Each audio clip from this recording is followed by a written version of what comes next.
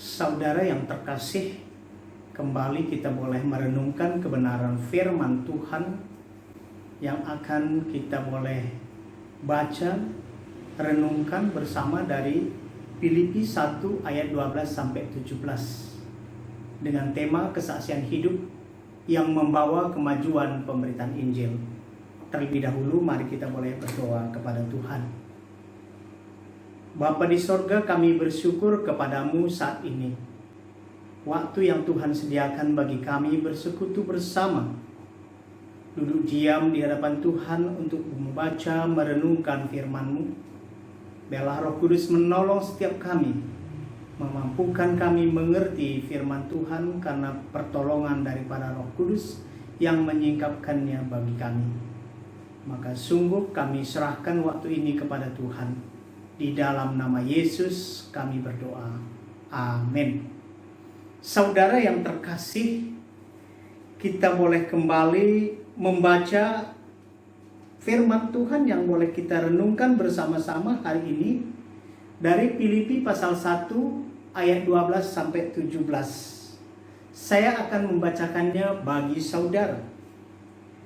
Aku menghendaki saudara-saudara supaya kamu tahu bahwa apa yang terjadi atasku ini justru telah menyebabkan kemajuan Injil, sehingga telah jelas bagi seluruh istana dan semua orang lain bahwa aku dipenjarakan karena Kristus, dan kebanyakan saudara dalam Tuhan telah beroleh kepercayaan karena pemenjaraanku, untuk bertambah berani berkata-kata tentang firman Allah dengan tidak takut. Ada orang yang memberitakan Kristus karena dengki dan perselisihan, tetapi ada pula yang memberitakannya dengan maksud baik. Mereka ini memberitakan Kristus karena kasih, sebab mereka tahu bahwa aku ada di sini untuk membela Injil. Tetapi yang lain karena kepentingan sendiri dan dengan maksud yang tidak ikhlas. Sangkanya dengan demikian mereka memperberat bebanku dalam penjara. Saudara yang dikasihi oleh Tuhan Yesus, berbahagialah kita yang boleh Tuhan izinkan bersama-sama membaca dan merenungkan firman Tuhan, dan kiranya sungguh juga boleh menjadi pelaku firman Tuhan. Jemaat Filipi menjadi tujuan utama dari surat Rasul Paulus ini dalam perjalanan pelayanannya, selalu mengutamakan pemberitaan Injil. Sungguh hal yang luar biasa, saudara. Dan ini sesungguhnya yang boleh menjadi sebuah rahasia mengapa mereka mampu bertahan dalam kesatuan persekutuan. Dan ini juga merupakan penghiburan bagi Rasul Paulus di dalam situasi di mana dia sedang dalam penjara dan tentu mengalami tekanan hidup karena menanti hukuman mati. Walaupun sesungguhnya dia mengharapkan akan segera bebas. Tapi Rasul Paulus mampu bersyukur dan bersukacita. Dan ini juga yang membuat jemaat Filipi mendapat penguatan di dalam kehidupan mereka. Dan ketika Rasul Paulus mendengar, melihat, menyaksikan keteguhan iman jemaat Filipi sejak mereka bertobat hingga surat ini ditulis oleh Rasul Paulus, sehingga sungguh-sungguh saudara, memberi semangat juga bagi Rasul Paulus menuliskan surat ini, supaya iman jemaat Filipi terus terpelihara dan tetap setia memberitakan Injil. Saudara yang dikasihi oleh Tuhan Yesus, kiranya ini juga menjadi pemberi semangat bagi saya dan saudara untuk tetap setia memberitakan Injil di tengah-tengah dunia yang semakin jahat dan bengkok ini. Walaupun sekarang orang menganggap pemberitaan Injil adalah tidak penting dan cenderung bagaimana supaya mendapat kesuksesan dunia dan kemakmuran hidup. Tapi Rasul Paulus sungguh bersuka cita. Saudara yang dikasihi oleh Tuhan Yesus, kiranya ini sungguh boleh menjadi perenungan yang dalam bagi kita, agar berita kita tetap dan tidak pernah mau menggeserkan berita Injil di dalam pelayanan kita dengan yang lain. Karena apa, saudara? Karena hanya dengan berita Injil orang lain dapat percaya dan diselamatkan. Karena hanya Injil kekuatan Allah untuk menyelamatkan setiap orang yang percaya. Rasul Paulus berani mengatakan bahwa Allah adalah saksiku. Dan ini menjadi dasar bagi dia untuk terus mendoakan jemaat ini dengan tulus. Kedalaman kasih Rasul Paulus terhadap jemaat Filipi ini terjadi karena kasih yang telah dia alami di dalam pribadi Tuhan Yesus yang telah menyelamatkan dan mengasihinya. Hal ini sungguh tidak pernah dia pikirkan, bahkan dia sendiri merasa aku tidak layak. Ya, kita tahu bagaimana masa lalunya yang mengejar-ngejar orang percaya untuk dihukum dan dianiaya.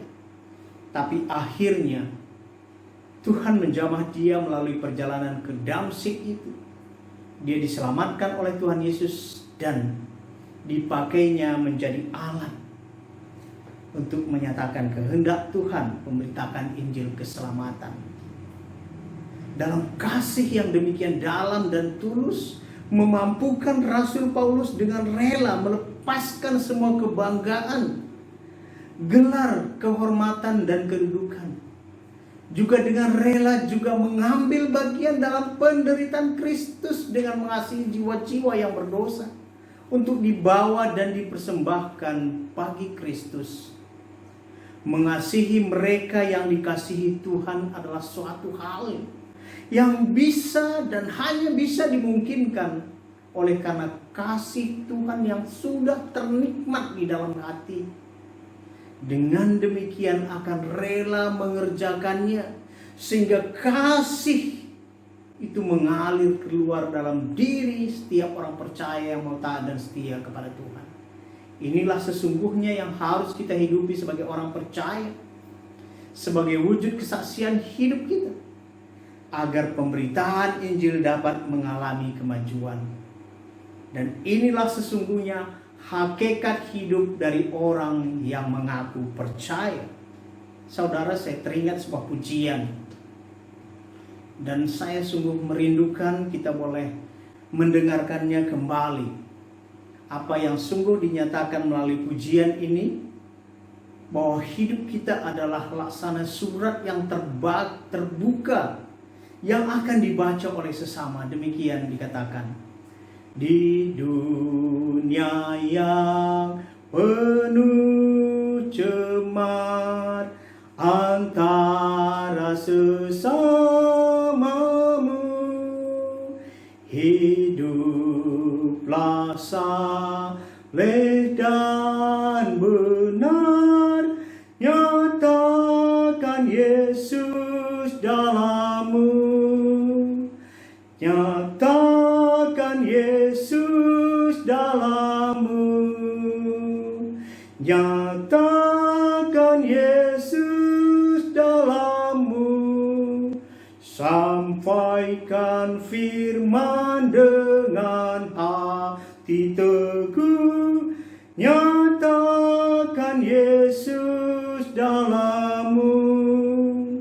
Hidupmu kitab terbuka, dibaca sesamamu. Apakah tiap pembaca melihat Yesus dalammu? Nyatakan Yesus dalammu, nyatakan Yesus dalammu. sampaikan firman dengan hati teguh, nyatakan Yesus dalammu. Saudara yang dikasihi oleh Tuhan Yesus, pujian ini mengingatkan kita bahwa seharusnya sebagai orang percaya, kesaksian hidup kita harus sejalan dengan berita yang kita bawa. Ya. Kesaksian hidup orang percaya terbaca oleh semua orang melalui sikap tingkah lakunya. Apakah Yesus tercermin di dalamnya? Dan melalui perenungan hari ini kita diajak, saudara, bagaimana saya dan saudara dalam kesaksian hidup membawa kemajuan bagi pemberitaan Injil. Apa yang harus kita lakukan, saudara? Yang pertama, kita lihat dalam ayat 12 sampai 14. Tidak takut dan tidak malu menderita karena Kristus, karena itu bukan dosa. Ayat 12. Aku menghendaki saudara-saudara supaya kamu tahu apa yang terjadi atasku ini justru telah menyebabkan kemajuan Injil. Ayat 13. Sehingga telah jelas bagi seluruh istana dan semua orang lain bahwa aku dipenjarakan karena Kristus. Keprihatinan jemaat Filipi terhadap keberadaan Rasul Paulus, saudara, karena mereka melihat, menyaksikan Paulus begitu harus menderita dan bahkan terpenjara. Tapi Rasul Paulus sesungguhnya sebaliknya mengatakan keberadaan dirinya yang terpenjara justru membuat berita Injil semakin tersebar. Kenapa? Sebab dari dalam penjara Rasul Paulus selalu memberitakan Injil. Dia pasti menyatakan kenapa alasan dia dipenjarakan, dan itu pasti menarik bagi semua orang untuk menyaksikannya. Dan sepanjang kita boleh lihat tulisannya dan kesaksian yang kita lihat ke dalam kehidupan Rasul Paulus, selama dia terpenjara tidak pernahlah dia menyesali, bahkan mengasihani dirinya, melainkan dia bangga karena untuk Injil ini ia harus mengalami penderitaan, dan buah Injil semakin banyak orang yang percaya di kalangan istana. Kesaksian hidupnya ini menimbulkan rasa ingin tahu yang mengherankan orang-orang yang sekitar dia yang ada dalam penjara, baik prajurit-prajurit juga keluarga mereka.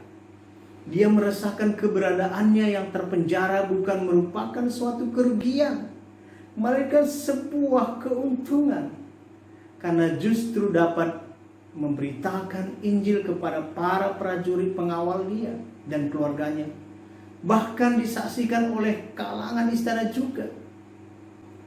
Sehingga itu sebuah kesempatan bagi Rasul Paulus untuk boleh memberitakan Injil sebagaimana yang ditulis dalam ayat 13 tadi. Ada dua alasan dari Rasul Paulus mengapa pemenjaraannya bukan kerugian, melainkan keuntungan bagi pemberitaan Injil. Seperti yang dinyatakan dalam ayat 13 dan 14a. Alasan pertama, saudara, ayat 13. Kenyataannya bahwa saat Rasul Paulus di penjara, ya, makin banyak orang heran dan mencari tahu tentang berita Injil tersebut yang dapat mengubahkan hidup seorang Rasul Paulus dari penyiksa dan pembunuh orang percaya menjadi pemberita Injil yang setia. Namun demikian, saudara, sungguh kesaksian Rasul Paulus ini membuat Injil semakin dikenal secara luas kepada semua kalangan, baik yang di penjara juga di kalangan istana. Mengapa demikian? Ya tentu saja, saudara, dari cerita-cerita prajurit-prajurit yang mengawal dia kepada keluarganya atau kenalan-kenalan mereka, sehingga mereka itu juga mau datang dan mendengarkan kesaksian Rasul Paulus di penjara. Alasan kedua, saudara, ayat 14. Kalau orang-orang percaya di sekitar Rasul Paulus pun akhirnya termotivasi untuk memberitakan Injil. Biasanya kalau orang dekat dengan kita, ketika mereka menyaksikan gaya hidup kita menjadi teladan, maka akan termotivasi untuk melakukan seperti apa yang kita lakukan. Saya baca untuk saudara ayat 14. Dan kebanyakan saudara dalam Tuhan telah beroleh kepercayaan karena pemenjaraanku, untuk bertambah berani berkata-kata tentang firman Allah dengan tidak takut. Karena keteladanan Rasul Paulus, mereka yang dekat dengan Rasul Paulus bertambah berani dan semangat. Mereka maju, pertumbuhan iman mereka bertumbuh luar biasa. Di sini kita melihat kebanyakan saudara di dalam Tuhan telah beroleh kepercayaan karena pemenjaraan Rasul Paulus. Mereka bertambah berani berkata-kata tentang firman Allah dengan tidak takut. Karena apa? Karena mereka tahu bahwa ini bukan dosa. Inilah rahasia iman Kristen. Semakin ditantang, semakin merambat dan menyebar. Bukan berarti kalau tidak ada tantangan tidak maju, saudara. Tetapi iblis tidak akan pernah tinggal diam kalau berita Injil dinyatakan. Ini berarti tantangan akan selalu ada di tengah-tengah orang percaya yang mau memberitakan Injil. Inilah sebuah aplikasi hidup yang disaksikan Rasul Paulus dari Filipi 1 ayat 21. Dikatakannya demikian. Karena bagiku hidup adalah Kristus dan mati adalah keuntungan. Bagaimana sikap kita saat ini? Apakah kita hanya mau ikut Tuhan dan mau melayaninya karena mengejar berkat-Nya saja? Adakah kerelaan hati saya dan saudara mau juga menderita bagi Tuhan Yesus dalam pemberitaan Injil? Jangan terlena dengan orang-orang yang hebat dalam pelayanannya.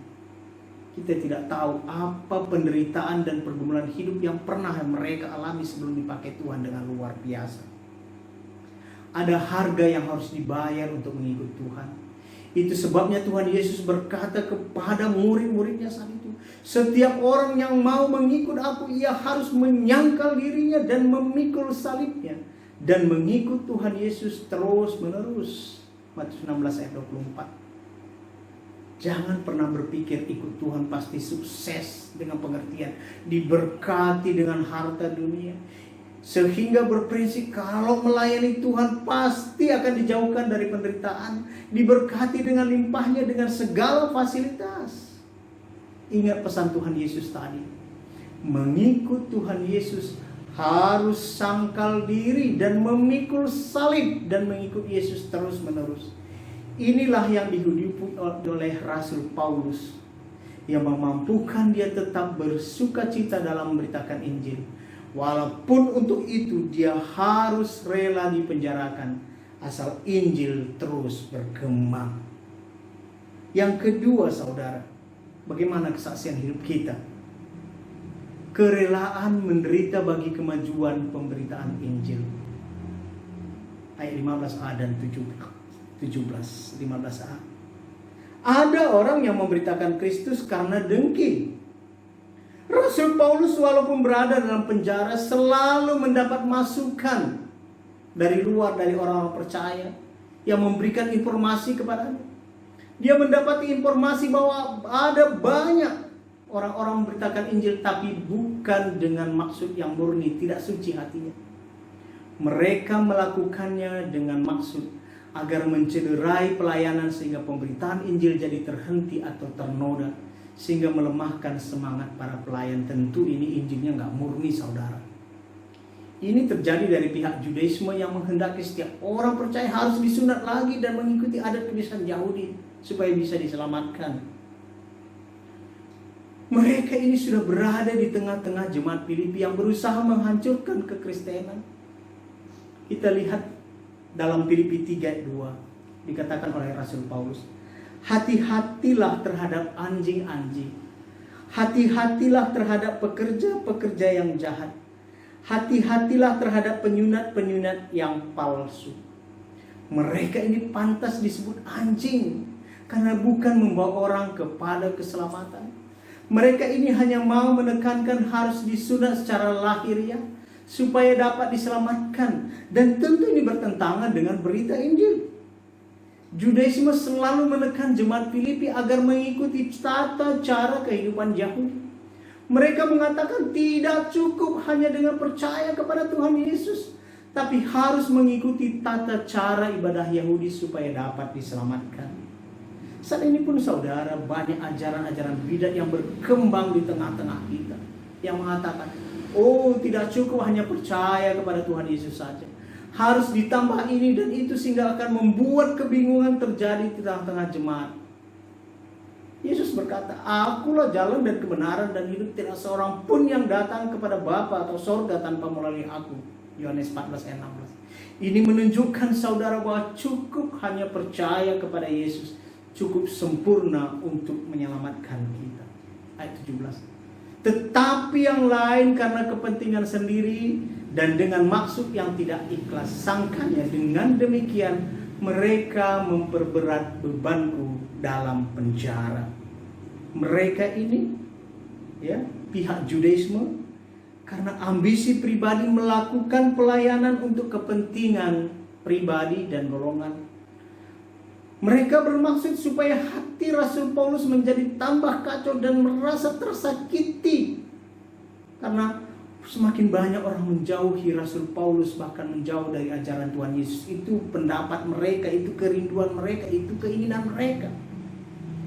Tapi sikap yang diambil oleh Rasul Paulus di tengah-tengah motivasi yang salah itu dari orang-orang yang menyakiti hati Rasul Paulus, dia berpikir positif. Dia meyakini ketika Injil diberitakan walaupun dengan maksud salah, pastilah Tuhan akan bekerja menyatakan maksudnya untuk keselamatan jiwa-jiwa. Orang yang menghauskan keselamatan pasti akan mencari kebenaran yang sejati, dan pasti Roh Kudus akan menuntun orang tersebut kepada keselamatan. Ketika firman Tuhan dinyatakan, maka firman Tuhan itu tidak akan kembali dengan sia-sia, tetapi apa saudara? Akan melaksanakan apa yang ku kehendaki, kata Tuhan, dan akan berhasil dalam apa yang kusuruhkan kepadanya. Yesaya 55 ayat 11. Kiranya ini juga menjadi keyakinan saya dan saudara hari ini.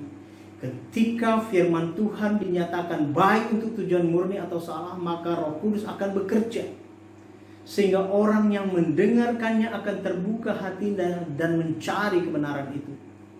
Barang siapa yang datang kepadaku, kata Tuhan Yesus, ia tidak akan kubuang. Yohanes 6 ayat 37b. Firman Tuhan dari Matius 7 ayat 7 dan 8 juga berlaku bagi orang yang merindukan keselamatan jiwa mereka. Mintalah, maka akan diberikan kepadamu. Carilah, maka kamu akan mendapat. Ketoklah, maka pintu akan dibukakan bagimu. Karena setiap orang yang meminta menerima, dan setiap orang yang mencari mendapat, dan setiap orang yang mengetuk pintu baginya dibukakan. Saudara terkasih, firman Tuhan dari Matius 7 ayat 7 dan 8 juga berlaku bagi orang yang merindukan keselamatan jiwa mereka. Mintalah, maka akan diberikan kepadamu. Carilah, maka kamu akan mendapat. Ketoklah, maka pintu akan dibukakan bagimu. Karena setiap orang yang meminta menerima, dan setiap orang yang mencari mendapat, dan setiap orang yang mengetuk baginya pintu dibukakan. Itu artinya bahwa setiap orang yang menghauskan kebenaran, pastilah Tuhan tuntun kepada kehendak-Nya, supaya mereka yang menghauskannya tersebut akan dipuaskan dahaga jiwanya. Inilah yang dirasakan oleh Rasul Paulus dalam pemenjaraannya. Walaupun orang lain tadi iri hati dari ahli-ahli Taurat, mereka memfitnah Rasul Paulus dan akhirnya Rasul Paulus dipenjarakan. Tetapi justru pemenjaraannya membuat Injil semakin termasyhur, dan semakin banyak orang yang mau membuka hatinya dan percaya kepada Tuhan Yesus. Biarlah ini menjadi pemahaman kita bersama di tengah-tengah dunia yang semakin keras dan bengkok ini. Tetaplah semangat memberitakan Injil. Kita sama-sama berdoa, bersyafaat agar semakin banyak orang-orang yang merindukan keselamatan jiwa mereka. Dan mendoakan agar semua orang percaya terbeban dan berani membuka mulutnya untuk menyatakan Injil. Dan pastilah Tuhan akan menuntun orang itu kepada terangnya yang ajaib untuk diselamatkan. Ketiga, saudara, bagaimana kesaksian hidup membawa kemajuan pemberitaan Injil. Ayat 15b dan 16. Memberitakan Injil karena kasih kepada Tuhan Yesus. 15b mengatakan, tetapi ada pula orang yang memberitakannya dengan maksud baik. Mereka ini memberitakan Kristus karena kasih, sebab mereka tahu bahwa aku, kata Rasul Paulus, ada di sini untuk membela Injil. Dalam segala situasi yang dihadapi akan selalu terjadi pro dan kontra. Tapi kita tidak boleh berhenti untuk mengerjakan kehendak Tuhan. Karena memang dunia selalu bertentangan dengan kehendak Tuhan. Ya, walaupun dalam ayat 15 dan 17 tadi kita sudah bahas bahwa banyak orang bertentangan dengan prinsip kebenaran. Tapi Tuhan akan mengerjakan kehendaknya bagi kebaikan orang-orang yang merindukan Tuhan. Jadi kita nggak usah cemaskan orang-orang yang melawan kebenaran. Karena Tuhan akan bekerja juga berdasarkan kehendaknya sendiri. Oleh sebab itu, kita harus mengambil sikap yang tegas. Kita harus menyatakan sikap kita dalam ketaatan kepada perintah Tuhan. Yaitu apa dikatakannya? Pergilah beritakan Injil. Baik atau tidak baik waktunya. Mengapa? Ya, karena ayat 15 dan 17 tadi, saudara, kita melihat banyak orang yang berusaha menghalang-halangi pemberitaan Injil. Tapi menjadi satu penghiburan bagi kita dari ayat 15b dan 16. Kita menemukan ternyata masih banyak orang yang memberitakan Injil dengan semangat dan tulus. Karena apa? Karena kasih mereka kepada Tuhan Yesus.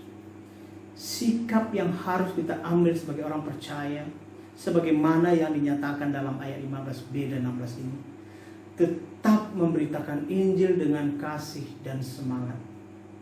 Selalu menyadari bahwa tugas pemberitaan Injil adalah tanggung jawab dan keharusan, bukan sebatas karena ada kesempatan. Di dalam mengerjakan pemberitaan Injil ini, ingat selalu akan pengorbanan Tuhan Yesus di atas kayu salib demi keselamatan saya dan saudara.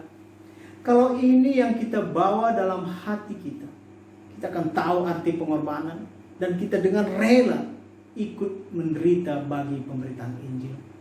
Rasul Paulus katakan bahwa dia ada di penjara karena berita Injil, dan itu adalah atas kehendak Allah, agar dari dalam penjara Injil terus bergema sampai menembus keluar penjara, masuk ke dalam istana Kaisar Roma. Kesadaran yang demikian membuat dia tidak menyerah dan tidak pernah menyalahkan Allah. Tapi sebaliknya dia bersyukur karena dengan jalan demikian Injil semakin tersebar. Ini menjadi sebuah kekuatan bagi dia dan tetap bersukacita dalam melayani Tuhan. Saudara yang dikasihi oleh Tuhan Yesus, ini berita ini sudah kita dengar. Adakah hati kita undur kalau ada tantangan dalam iman kita sehingga kita tidak lagi memberitakan Injil? Adakah hati kita menjadi ciut kalau mendengar banyak tantangan dan derita yang dihadapi oleh mereka, para pemberita Injil dalam pelayanan mereka? Apakah sikap saya dan saudara? Maukah saudara ambil bagian dalam pemberitaan Injil? Terlibat sebagai pendoa syafaat bagi pemberitaan Injil, ikut serta dalam pendanaan, atau langsung terjun dalam ladang misi? Tugas pemberita Injil adalah sebuah perintah, saudara, dan satu keharusan dari Tuhan Yesus kepada semua orang percaya. Bukan sebatas kala ada kesempatan, tapi suatu keharusan. Jadi kesimpulan yang dapat kita hidupi dalam rangka pemberitaan Injil adalah: satu, kita tidak perlu takut dan malu menderita karena Kristus, karena itu bukan dosa. Ayat 12 dan 14. Yang kedua, kesaksian hidup saya dan saudara harus menyatakan bahwa aku rela menderita bagi kemajuan pemberitaan Injil. Ayat 15a dan 17. Ini tentu bertentangan dengan mereka yang punya maksud jahat. Yang ketiga, dalam memberitakan Injil harus dinyatakan dengan penuh kasih, agar orang-orang yang kita layani melihat ada kasih Tuhan Yesus dalam hidup kita. Ayat 15 dan 16.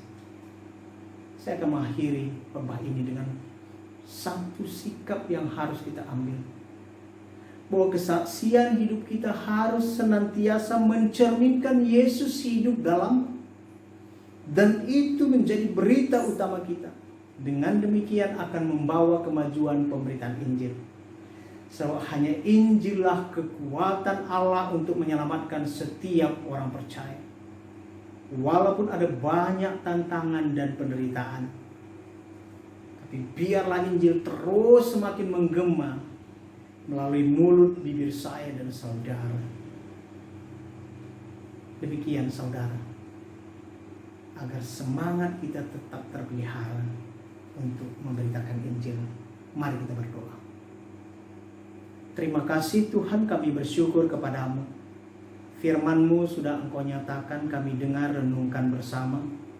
Biarlah Engkau menguatkan hati kami, memberi pengertian yang lebih jelas bagi kami masing-masing yang mendengarkannya, agar hidup kami selalu mencerminkan Kristus, sehingga kesaksian hidup kami dan berita kami sesuai sejalannya Allah kami, sehingga pasti membawa kemajuan bagi pemberitaan Injil, dan banyak orang-orang mau datang kepada Kristus untuk diselamatkan.